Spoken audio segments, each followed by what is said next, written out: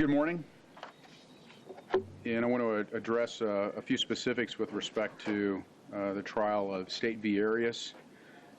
In attendance and available for comment as the case may be is Deputy County Attorney Juan Martinez, John Meza, the interim Mesa Police Chief, and Detective Steve Berry from the Mesa Police Department.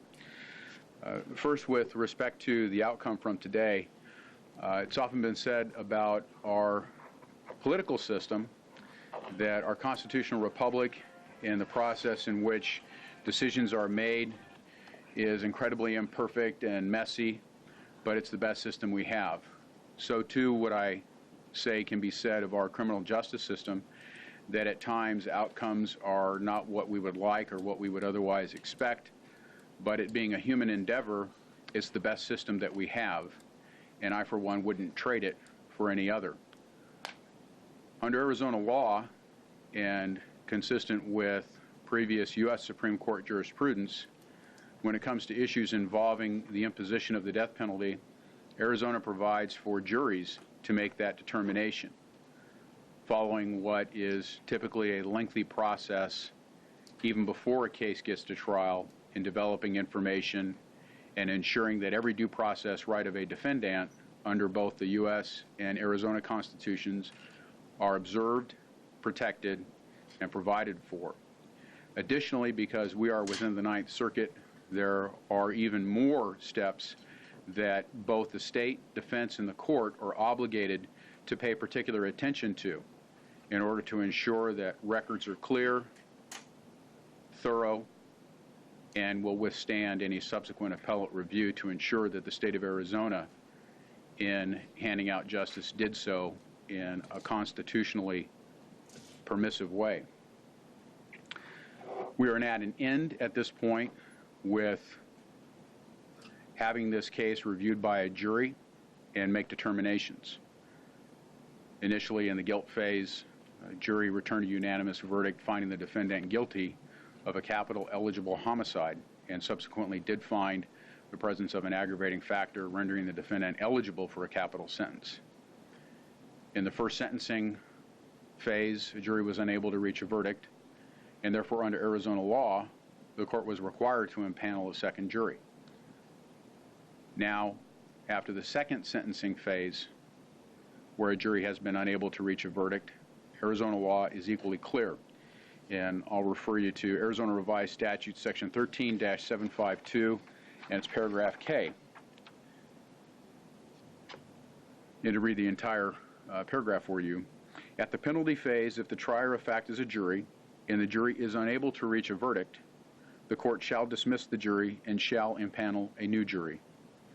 The new jury shall not retry the issue of the defendant's guilt or the issue regarding any of the aggravating circumstances that the first jury found by unanimous verdict to be proved or not proved. If the new jury is unable to reach a unanimous verdict, the court shall impose a sentence of life or natural life on the defendant. The court's determination in this respect has been set for a date 30 days out? Shortly thereafter. Okay. April 13th? Okay. April 13th is the sentencing date. Now, at that time, the court will make the decision, because of the date on which the underlying homicide was committed, whether to commit the defendant to the Department of Corrections for life with the possibility of release after 25 years or natural life with no possibility of release. Our sentencing recommendation and arguments to support it will be made in pleadings and in oral argument before the court. So there's nothing that we'll be able to address at this point in time with respect to what the state might recommend or why that would be our recommendation. Under Arizona law, the surviving family members of Travis Alexander will have a right to be heard at that point in time as well, and to make a recommendation to the court. Curiously, though, if we were still dealing as we dealt with in the sentencing phase, the U.S. Supreme Court would have prohibited them from making a recommendation for the death penalty. In terms of other aspects of the case and its handling, the murder and the original decision to file the notice of intent to seek the death penalty occurred before I took office as the Maricopa County Attorney. Subsequent to me taking office, though, there have been at least 2 occasions where there was an opportunity to review the matter and to make a decision whether or not to proceed with the death penalty. In consultation with everyone involved in reviewing the facts and circumstances of the underlying homicide, it was one in which alternative penalties that could have been imposed would not have provided the appropriate measure of justice that this case called for. And with the remaining sentencing options, I would argue, still calls for. The other thing that I would simply note, too, is that when it comes to trying to resolve a case short of a trial disposition, oftentimes the person who is in a position to make the decision is the worst possible person to ask to make a decision.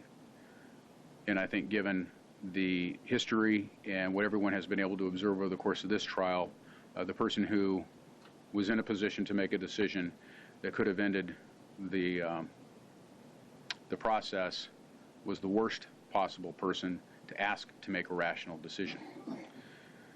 Any resolution of this case short of a resentencing, from my perspective, in order to provide finality to the process and to justify foregoing the available sentencing options, would have required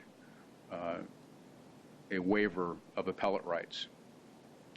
We could not get to that resolution. Therefore, we continued with a resentencing trial. The fact that it was a hung jury, as I mentioned, is frustrating, but again, under Arizona law, something that is specifically contemplated. And again, to underscore the point, justice is sometimes very slow, very frustrating, and does not provide a measure of relief or satisfaction with an outcome. But this is the system that we have. And just as much as I am an advocate for that criminal justice system, when resolutions don't match expectations, I need to accept it and support it just as much as I would if an outcome is completely consistent with what our expectations and desires were. So I will not fault the jury, and I will not lay any blame or criticize the jurors for their work in this particular case at this particular time. Now, there has been an ongoing discussion and a question about the costs related to this trial. Prosecution costs directly related to this trial are in the amount of $132,787.10. Those are the direct costs related to this trial that largely fall under costs for expert witness fees and for bringing witnesses into Arizona to be able to testify during the proceeding. As far as the costs that were incurred by the defense, I would simply remind everyone that as far back as the OJ trial that I can remember in recent history, it's often been said that only the privileged, the powerful, or the wealthy can provide the defense they want to provide. Well, this particular trial proves that in Maricopa County, that is not true. That even if you are an indigent defendant, you will still be provided the means and opportunity to present the defense that you want to, regardless of what the state may think would otherwise be appropriate or reasonable with the available evidence or what the law may provide for. That also is the system that we have. Those dollars that were provided for the defense are for the criminal justice system in Maricopa County. The state does not have access to them to use them for any other purpose. So any arguments about repurposing those dollars are unfortunately without full knowledge of how they're budgeted or how they could be used otherwise. And again, I would underscore that even this defendant, under our law, under our Constitution, is entitled to a defense. And her defense team certainly made arguments on her behalf and presented the defense that they sought to present, and were not limited by the availability of resources to present that defense either. Rather than be a criticism of our criminal justice system, I think it is something for us to look at and applaud as a strength of the criminal justice system, that You don't have to be powerful, wealthy, or privileged to be able to make the arguments you feel you need to make in the course of a prosecution. This particular case, I believe, is the first case that we've seen since jurors were given the responsibility for determining whether or not to impose the death penalty, in which we've had 2 hung juries. We've had, since I've been the county attorney, hung juries during the penalty phase twice before. And as in any instance in which you have a hung jury, whether it's the guilt phase in a non-capital case or what we saw in this particular case, afterwards there's always an assessment of the available evidence, arguments that could be made, and how we might be able to address concerns of the jury that we are aware of in order to make a decision about whether or not to go forward and represent. And in this particular case, independent of everything else associated with it, we believe that we would be able to do so. And I was confident then in that decision, and I'm confident in the case that was presented. We gave the jurors everything that they needed in order to reach a conclusion.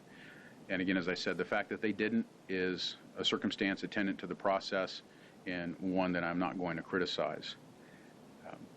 Those are the specific points that I wanted to make right now, and which I think covers a lot of the categories of questions that I've received since the last time that we met to talk about this after the last hung jury of the sentencing phase. The only other thing that I'll note, too, is that, and I think I might have mentioned this previously, one of the deep disappointments that I had at the end of the last trial was the spectacle that occurred in the plaza in front of the court after the guilt phase, in which a guilty verdict was read and people cheered. Our criminal justice system is not a game, it's not a sporting event, and our courts are not the forum where we go through the motions of putting on a presentation for the general enjoyment of the public. It is a necessary part of our system of justice and how we hold people accountable for their criminal conduct within our society. And as such, it should be treated with a bit more solemnity and a bit more appreciation for what it is that we try to do to protect the rights of others while we seek justice and account for harm done to victims. So that concludes my comments. Questions? Yeah, Mr. Montgomery, you went back to your office when we saw the death penalty and now the second hung jury, and you said that's frustrating. Do you feel justice was served in this case? Well, in terms of justice being served, we were able to go through and present the case to a jury for them to reach their decision and do what they needed to do. Arizona law provides for circumstances in which a jury is unable to do that, and now we'll have an opportunity to make an argument to the court. That is part of the justice process, and that's something that we have to accept, and it's something that I would still defend and advocate for as opposed to any other system. 3 jurors walked out of there crying, in tears. What would you say to them? Well, these types of decisions that have to be made are among the most difficult that have to be made within the criminal justice system. I've seen jurors walk out of civil trials and personal injury cases in tears because that kind of pressure in having to review evidence and weigh the decisions that they have to make for some folks are very emotional. And not knowing why they were crying or what emotions they were expressing, I would simply say that they went through a process that we request fellow citizens to go through in serving as jurors. And it's for too many people, I think they see jury service as something demeaning or as a burden. No, it's something that we need citizens to step forward and do, and it's part and parcel of the responsibilities and duties of citizenship. So while it may have been a very grueling process for them, I can appreciate that. And there are a lot of other jurors who've gone before them, a lot of other types of cases, who may have been overwhelmed by the entire experience. But they did their duty. Some people may argue, I'm sure you've heard this argument about the millions spent on 2 trials being a waste of time and money. How do you view it? Well, again, I would say that when the state is going to seek the ultimate punishment and sanction against someone for their criminal conduct, I think it would be very suspect if we put artificial limits on the amount of resources that could be expended on behalf of that defendant to present the defense they feel they need to present in order to protect their due process rights and make the arguments that they want to make. It would be, I think, disingenuous for us to call that kind of a system a criminal justice system. So the fact that there was a specific amount of money spent in that regard, if we want to have a criminal justice system, again, where not just the privileged, the powerful, or the wealthy are able to present the case that they want to present, then this is an attendant circumstance for that. At the same time, I don't think that we could arbitrarily set limits for different types of trials and tell a defendant at the outset, here is your budget, make the most of it. I mean, if we tried to do that here in the Ninth Circuit, that would be the easiest excuse for remand in each and every instance.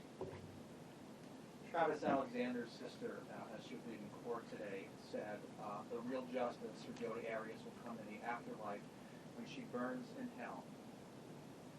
Personally, would you agree with her? Well, I'm always very careful, Bram, about wanting to judge what's inside of someone's heart. What we do within the criminal justice system is we judge their conduct, and then we have specific punishments that apply to that. I do think it is a truism, though, or a true statement, that for all of us, ultimate justice is not going to come on this earth, but in the afterlife. What that may be for Jodi Arias is not my position to say. What arguments can you provide for a sentence of natural life? Those arguments will be presented in a pleading and an oral argument before the court. Was the jury split 11-1? Death? It's my understanding that that was the split. And under Arizona law, a determination for either life or for the death penalty must be unanimous. Bill, what do you say to your prosecutor and the detectives who worked so hard on this case now that this is the outcome? I think they gave it their best effort, and the investigating agency provided all the information that the state needed to make our argument to the jury. But the system for justice that we have within our country and within our state is one in which it's not the investigating agency that gets to make the final conclusion about what someone is going to be guilty of or their punishment. It's not the prosecuting agency that gets to make the final decision about what someone's going to be convicted of or their final punishment. That's something that we ask fellow citizens to do, and I think that's appropriate. You know, there could be cases in other places where there may be folks who are targeted for investigation and or prosecution, and having a jury of their peers on hand to serve as a counterbalance against the weight of the state is not only appropriate, but I think is necessary in a constitutional republic. So in this particular instance, the investigative agency did their job, the prosecutor in this office did its job, and the jury fulfilled their duty. How frustrating is it as a prosecutor in any given case to know you're one juror away from getting the verdict you desire? Speaking from experience, it's very frustrating, and you can beat yourself up trying to figure out what particular argument or what particular piece of evidence might you have needed to emphasize in order to address that specific juror's concerns or unwillingness to cast a vote in the direction you were arguing for. But you can go insane doing that. So you have to accept what the jury did and be prepared the next day to pursue justice in other cases.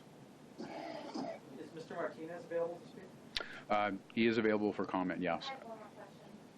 The two times that you had to make a decision whether to move forward this or not, do you regret either of those times? Decided to move forward with that? No, regret is a place in the past that I can't afford to live in. And just the only caveat to questions or what Mr. Martinez is able to comment on, the sentencing phase is still pending. The defendant retains all of her appellate rights, so there are going to be some aspects with respect to maybe trial strategy or evidentiary review that he's not going to be able to comment on because those two steps are still pending. Otherwise, I'll leave it to his discretion whether to respond to a particular comment or have me say no comment. One last thing. Yeah. Do you know the running cost of the defense piece of the case? I don't, Bram. And quite honestly, I don't track that. There are very few instances in which the state has appropriate standing to object to a cost or to ask the court to look at something with a very careful eye, again, because we don't want to be in a position where we may be interfering with a defendant's ability to present their defense. Those are easy situations where during the appellate phase, either at the state level or at the federal level, where a defendant can make the argument that but for the inability to do something, the outcome could have been different.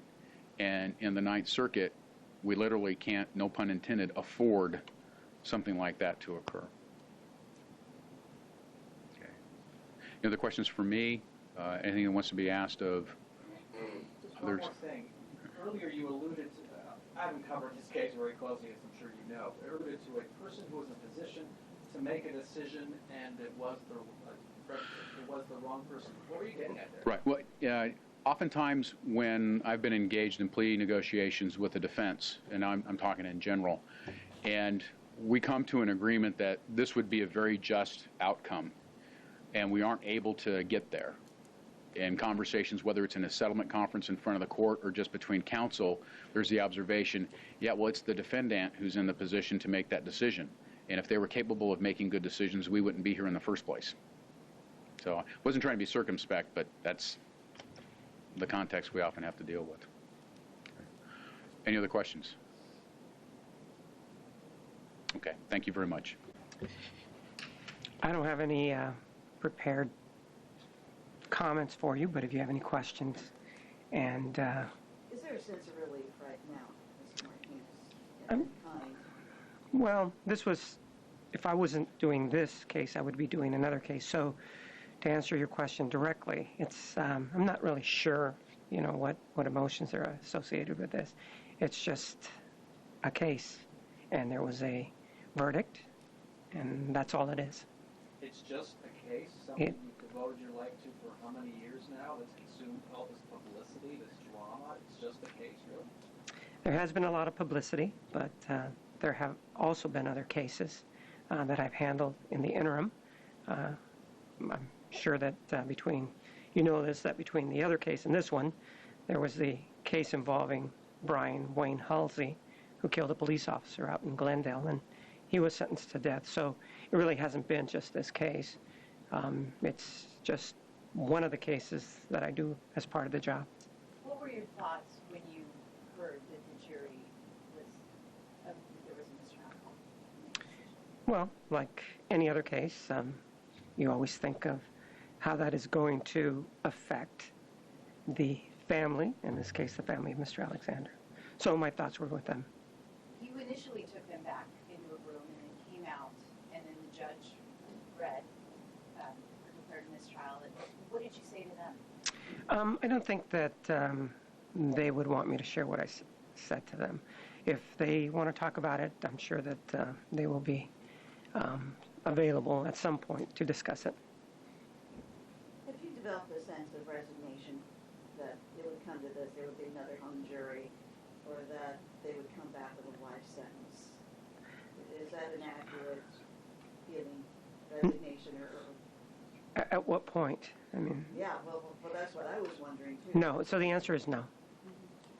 But, the question was asked of the county attorney earlier. I'll go ahead and ask you, what is it like if you were one juror or whatever getting the death penalty? Well, as I said before, there are good things to this job, and one of the good things to this job is that you can prosecute people who are alleged to have committed certain crimes, and sometimes the outcome is what you hope.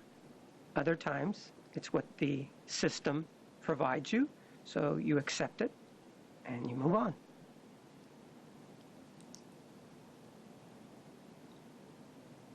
Would you characterize this as a success on its part? Rather than characterizing anything, I would say that the defendant is convicted of first-degree murder, and that there is a sentencing that is still pending, so that's where I'll leave that comment. Are you always this measured in your responses in front of the camera? Or is this just because of this moment? No, I don't think that I'm ever measured. I think you've all seen me in trial, and I don't think I'm measured there either. So this is just what's appropriate, I think, for the situation. Are you disappointed? My feelings on something like this, I don't think are important. I think what really is important is what the family may be experiencing today. So I think what I may feel is of no importance.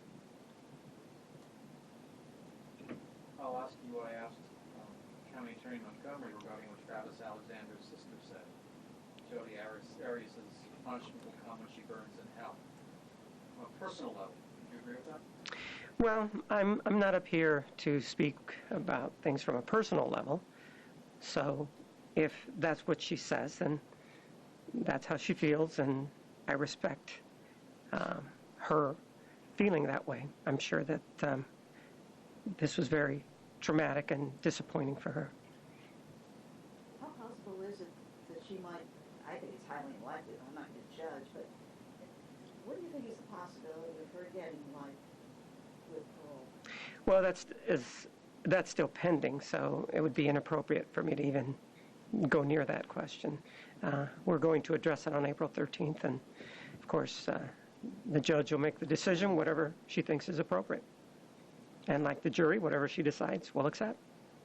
Juan, any lessons learned in terms of the publicity that this case has received? I mean, this is kind of a case like no other, at least that we've seen. Well, there was a lot of publicity, but when I was addressing the jury and when I was making whatever arguments I was making, it may be disappointing to hear that I really didn't even know that you were there. So to me, yes, I understand that there is a lot of interest in the case, and I can probably understand why, but as I presented the case, I don't think that I actually gave it a second thought. So there is a lot of publicity, I will admit that. Other questions then? Thank you. If there are any follow-up questions or additional requests for information, please check with Jerry. And there most likely won't be a scheduled press conference after the sentencing. I'm sure the information that's presented over the course of that sentencing proceeding, in addition to everything else we've been able to provide up to that date, will probably be all the information that we have to provide and any additional comment that would be made. If there are specific questions, though, we'll entertain those. And again, if there's any specific requests for information, we'll be able to process that in a similar way. And again, the total cost to the state directly for this prosecution was $132,787.10. And that's not including Martinez's salary? No, Juan was paid the same amount whether he was in trial or if he was in his office taking questions from law enforcement agencies on the phone. So these are the direct costs as a result of this particular trial. And this resentencing trial, that's not overall, right? Oh, well, it's for the trial, which would include the resentencing. So the guilt phase, aggravation phase, first sentencing phase, and the second sentencing phase, all of it, all the direct costs to the state, just under $133,000. Does that include, like, courthouse security, any kind of courthouse costs in terms of staff? No, I mean those are sunk costs that are immaterial to any particular trial. You know, whether it's a sentencing, a plea agreement, an initial pretrial conference, all those costs are there. None of those costs were necessarily specific or particularly incurred because of this. How does that compare to other cases, other costs you incurred before? You know, we were asking that question earlier because typically we don't track those specific costs. What I can tell you, Bram, is that the expert witness fees were in line with what we see in other capital cases, and the travel costs were similar too. I think if you might compare this to, for example, the Godot case, there were probably more expenses in the Godot case, but that was also much more involved with additional victims, additional witnesses, and others involved in that. So I guess if I was to answer your question, relatively speaking with other similar types of cases, the costs are probably right in alignment. Okay. All right, thank you.